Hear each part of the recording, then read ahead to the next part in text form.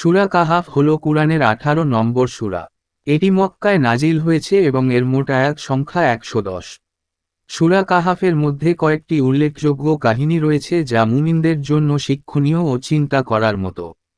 প্রধান কাহিনীগুলো: গুহাবাসীদের কাহিনী। আসহাবুল কাহাফ কয়েকজন যুবক তাদের ঈমান রক্ষার জন্য অত্যাচারী রাজা থেকে পালিয়ে একটি গুহায় আশ্রয় নেয়।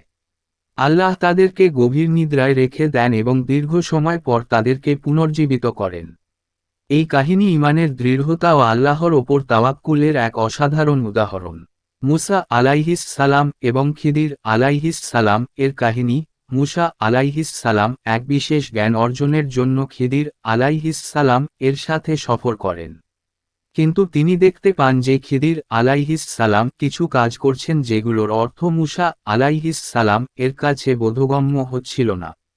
পরে খিদির আলাইহিস সালাম মুসা আলাইহিস সালামকে তার কাজের পেছনের কারণ ব্যাখ্যা করেন, যা মানুষের সীমিত জ্ঞান এবং আল্লাহর অদৃশ্য পরিকল্পনার প্রতি ঈমানের বিষয়টি তুলে ধরে।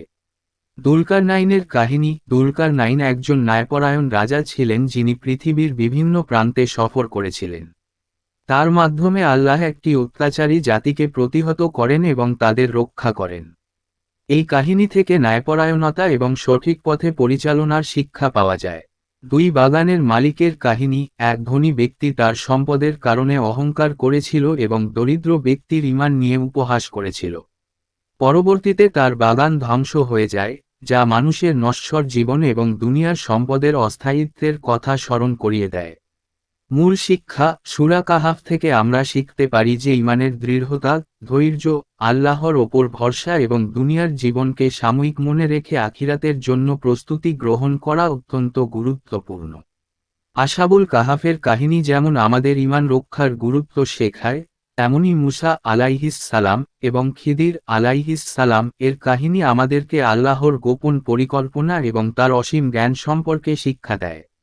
শেষ কয়েক আয়াত। সূরার শেষ অংশে আল্লাহ তাআলা স্পষ্টভাবে উল্লেখ করেছেন যে পৃথিবীর জীবন একটি পরীক্ষা এবং যারা আল্লাহর সন্তুষ্টির জন্য কাজ করে তারা আখিরাতে পুরস্কৃত হবে। সূরা কাহাফের তাফসিরের মাধ্যমে মুমিনরা তাদের ঈমানকে আরও মজবুত করতে পারে এবং আল্লাহর নির্দেশনা অনুযায়ী জীবন পরিচালনার জন্য প্রেরণা পেতে পারে।